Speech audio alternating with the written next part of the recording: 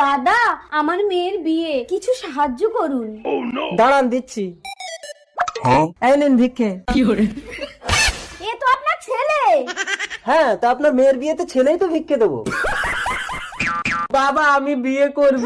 আমাকে না বাবা, তুমি চলো, আমার মেয়েকে বিয়ে করবে। দেখবেন আমার ছেলে কিন্তু অন্ধ, ও আবার যাকে তাকে বিয়ে করে নেয়।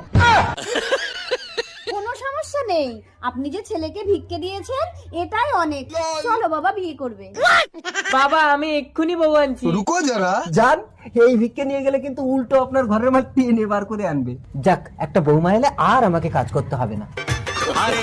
বাবা, বউ এনেছি।